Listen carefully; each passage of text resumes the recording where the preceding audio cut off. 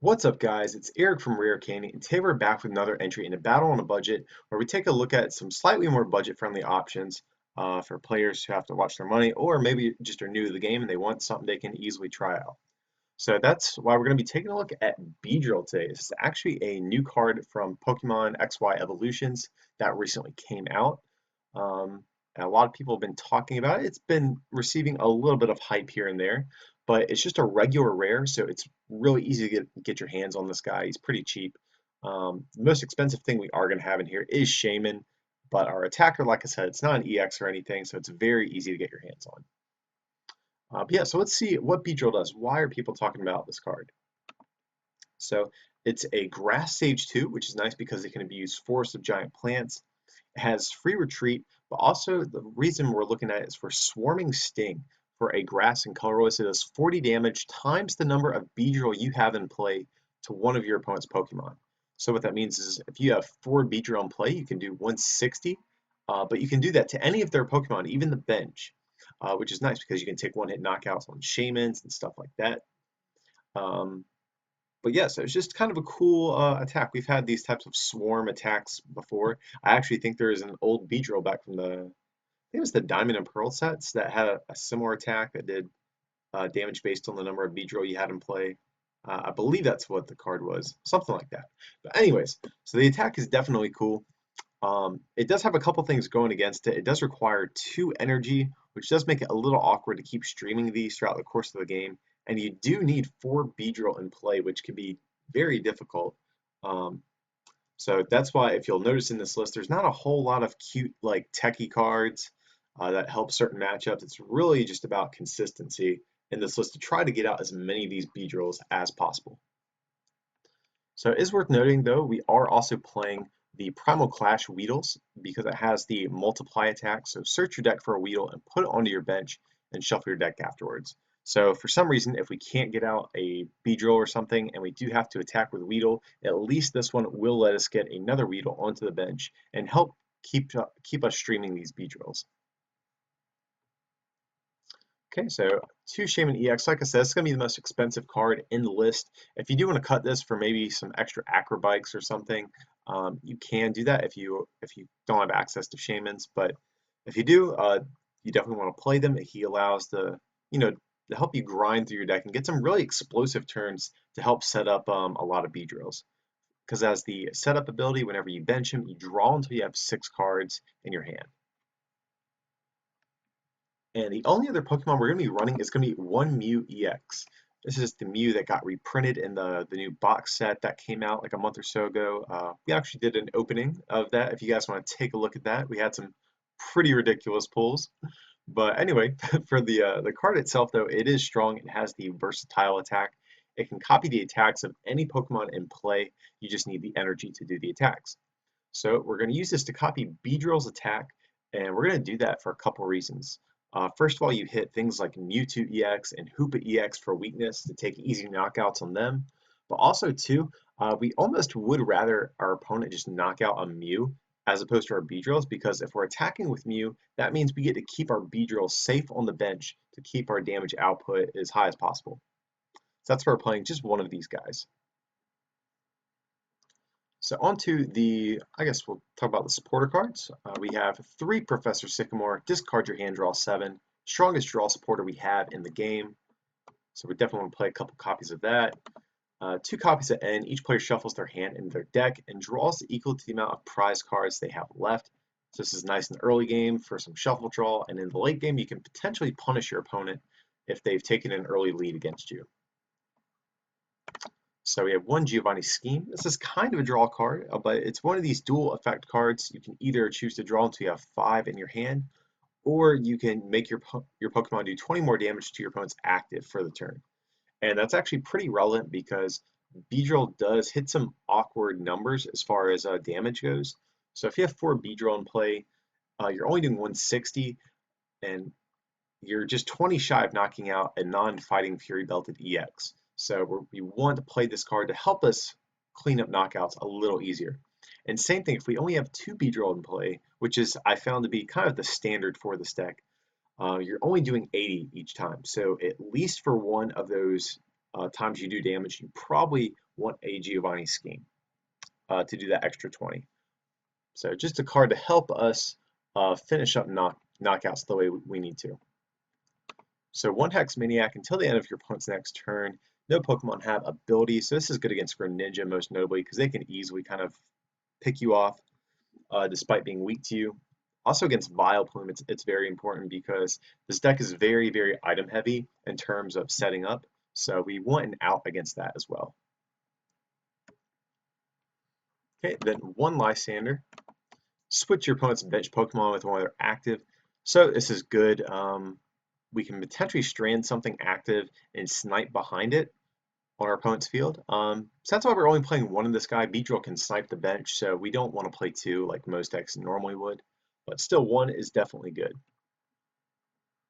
Okay, so 4 versus Seeker, just to reuse all of those different supporter cards we just talked about. For Ultra Ball, discard 2 cards from your hand, search your deck for any Pokemon. We need to get out Beedrills as quick as possible, so we're maxing this thing out. And also playing 4 Level Ball in addition to that. So search your deck for a Pokemon under 90 hit points, put them into your hand. So like I said, we're trying to get out as many of these Beedrills as possible, as quick as possible. So probably some of the heaviest amount of search I've played in any deck. We also play 4 Trainer's Mail. So look at the top 4 cards of your deck, choose a trainer card you find there, put it into your hand. So this helps us grab supporters or maybe some of these ball cards we are talking about. 3 Acrobike, look at the top 2 cards of your deck, put 1 in your hand, discard the other. So again, we are just trying to grind through our deck and set up as many of these Beedrills as quick as we can, and Acrobike is just another form of draw power that will help with that. So 3 Revitalizer, put 2 Grass Pokemon from your discard pile into your hand. So this is cool because if we have to discard some evolution pieces with Sycamore or Ultra Ball potentially, we can just get them back at some point with Revitalizer and immediately evolve since we play Forest of Giant Plants. And so, yep, that's exactly what this card does. So each player's grass Pokemon can evolve on the first turn they play them. So it's kind of a must for Beedrill. It really lets you start evolving and setting up as quick as possible. And last of our trainer cards is going to be 3 EXP Share. It's a card you don't see too often, but I do think it's definitely necessary here in this deck. That's because Beedrill has an awkward attack cost. So it takes 2 grass energy, and if your opponent knocks out your only Beedrill, you don't have a way to power up another one in 1 turn. But if you play EXP Share, whenever your active gets knocked out, you get to take a basic energy card attached to that Pokemon and attach it to the Pokemon that has EXP Share. So you attach EXP Share to a benched Beedrill, and when the active gets knocked out, you take the energy and then attach 1 for turn to be able to keep attacking. Then after that, just 8 grass energy, not a high count at all, but we really don't need that many since we are circulating our energies in play with EXP Share. But guys, that is the list we are going to take a look at. This is definitely an interesting deck. You can't really afford to play any like techie cards. I wanted Town Map in this list as well, just because if any of these Beedrill pieces get prized, it really does hurt you. But nevertheless, I think we just need to go as quick as possible in this deck and start setting up as many Beedrills as we can. So that's why we have built this the way that we have.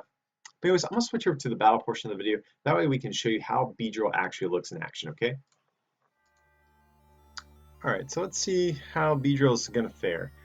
And it looks like our opponent is calling the coin flip, which we do lose, which is slightly unfortunate since Beedrill can't really do much as far as attacking on the second turn of the game. You usually have to wait at least a turn before you get an attack off. I mean, unless you want to count Beedrill's first attack, that does 30 damage, but usually it's not too relevant. Here it looks like we're going against a Rainbow Road deck. That's interesting. So our opponent starts with a Carbink, which doesn't really do too much to us. It has the Safeguard ability that blocks against EXs, but we don't really play any outside of Shaman and Mew. Beedrill is going to be our main attacker, so Carbink shouldn't be relevant at all. And here our opponent's having a pretty good start. They got a Max Elixir onto their Xerneas and a double Colorless on it, so they will be able to attack next turn to do Rainbow Force. And that's that cool attack. It does 10 plus 30 more for every different type of Pokemon on your bench. So Yeah, they're playing down all sorts of stuff, and they will definitely be able to knock out our Beedrills. But unfortunately, our hand is pretty trashy. So here we're just going to use Weedle's Multiply attack, and we're just checking to see what's prized as well. I'm just going to use his attack to get out another Weedle. More than likely, Xerneas is going to knock us out this turn. So this is actually a situation where this Primal Clash Weedle is kind of going to save us here. Otherwise, if we had used the other one from Evolutions, we would have just lost here. So yeah, our opponent's going to Rainbow Forest for a whopping 220. That will definitely knock out any of our Beedrills, and we need a top deck here. Nice, so we get an Ultra Ball, it's great. That means we will be able to fish a Shaman out of our discard pile. And here I make a little bit of a misplay. I should have just Ultra Balled the Kakuna away. That way it could have gotten it back with Revitalizer. Not a huge deal, but in hindsight, after I saw this video, I was like, what was I doing? So here we're going to Revitalizer, get back a Weedle, put that on our bench, and we can do Shaman and draw 6 cards. That's great. And nice. Okay, so we're starting to get a little bit of a setup here. We have Beedrill, we have another level ball, we can grab a Kakuna, and we can just Sycamore. Unfortunately, we do have to get rid of a Revitalizer, but nevertheless, we can... Oh, okay, so our hand is actually really good here. Just a disclaimer, this deck never runs this hot. Typically, it doesn't do this good. Just to throw that out there, I don't want you to think it's like BDIF or anything. So here we're going to Shaman, draw another 6 cards. We need one more Beedrill, and we can take a knockout here on this Xerneas. So we really need to hit Ultra Ball off Trainer's Mail. And yes, we get it. So that means we can get out Beedrill and use Swarming Sting for 120 to knock out this Xerneas. So yeah, that Ultra Ball was definitely our saving grace this turn. Otherwise, we would have been in a bad spot. Yes, here we can just do Swarming Sting on the active Xerneas. They don't have another attacker prepared yet, and we actually have a Beedrill with a EXP share on it. So even if this thing goes down, we will be able to get another one set up. So your opponent's going to Super Odd. That seems okay to me. And they really need a couple things: Floatstone, Xerneas Energy, or DCE Max Elixir. They need all of those things. That's a lot to ask for. They do have the Xerneas, they have the Max Elixir, do they hit it? And they fail it. Okay, cool. Oh, but our opponent does have Fighting Fury Belt. That will actually be a bit of a challenge for us. So they'll either force us to have another Beedrill or two-shot the Xerneas, which is kind of annoying. And luckily our opponent whiffs the Floatstones. That's really big. And here, what do? We definitely attach an energy for turn. That makes sense to me. Really, I don't want to Sycamore and get rid of this Revitalizer, so I think we're fine just to snipe this Xerneas on the bench. Yeah, so if they don't hit a Floatstone, then we just keep picking off their stuff. But they do have a DCE, they will be able to retreat. And our opponent's going to end us, which I'm okay with.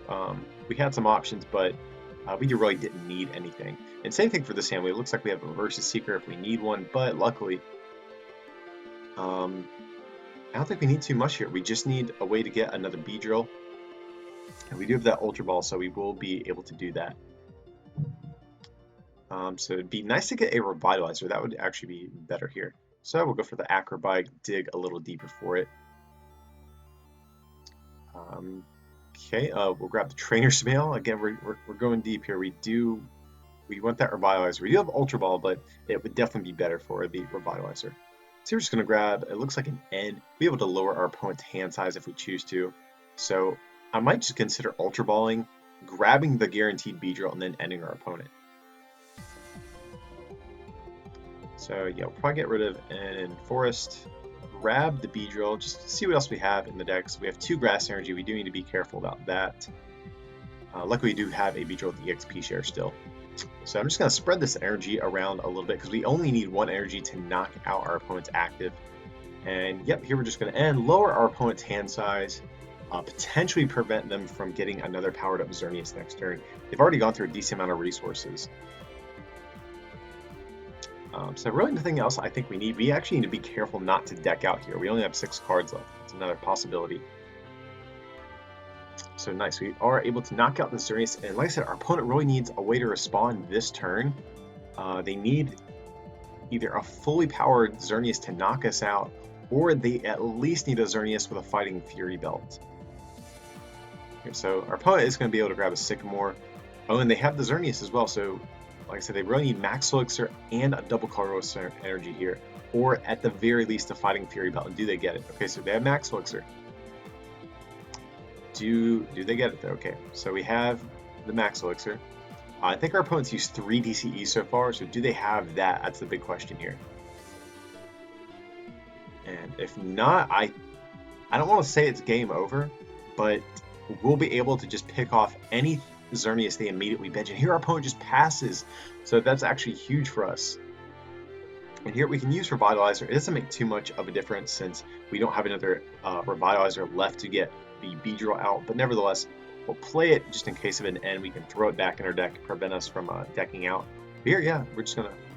Oh, and our opponent just concedes the game, so yeah, so if Beedrill kind of goes unchecked and they have like a low HP attacker like that, that can actually be a big problem for them.